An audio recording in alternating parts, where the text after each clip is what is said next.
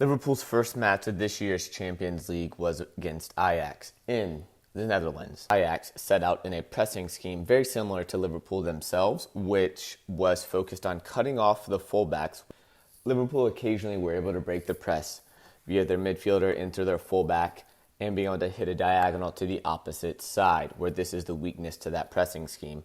And when they did so, Ajax fullback would be the one who would step out, which would force the other three to slide across. And when you have your fullback sliding out to defend in this wide area, it leaves you vulnerable to wingers making runs in these gaps or in behind. And because they were vulnerable, they wouldn't press from this moment. And this is how Liverpool were able to control the match in the early moments, not with their normal build-up, but through second balls in behind using the width.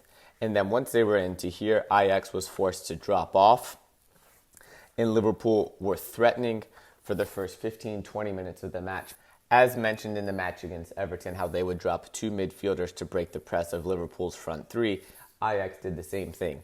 Their six would drop to the left, their right midfielder would drop into the gap between Mane and Firmino. But the biggest difference for me was the quality of the goalkeeper for Ajax when the ball was at his feet. He makes good decisions on the ball. He knew when to release pressure and play higher up the pitch, but also knew when to have a touch, play it out into his center backs or into his midfielders so that his team could consistently build up.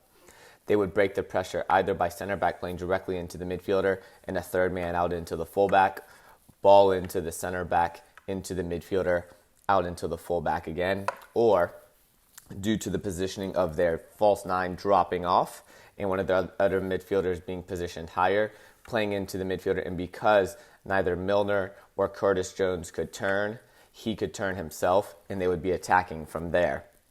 But the reason why these gaps were created and so large were because of the positioning of these fullbacks.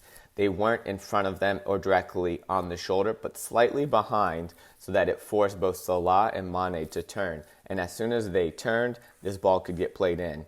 Or if they were focused slightly inside, balls out into the center back, and then he switches into the fullback, who's able to play out.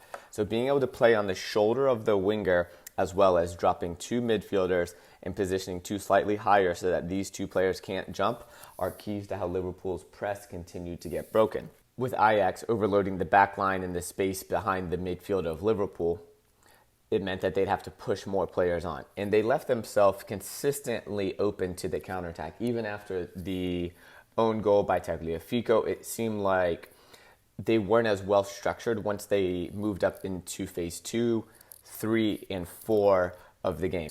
But if we looked at the space behind away from the ball, they left a lot of space for the three probably best counterattacking players in the world at this moment. They would leave themselves with one center back against two. At times, the opposite fullback would tuck in back into here, but really he would be positioning himself more here so that if the ball got played back, he could switch around. Since this is a UEFA competition with the Champions League, they are continuing with the 5 subs from 9 subs on the bench rule.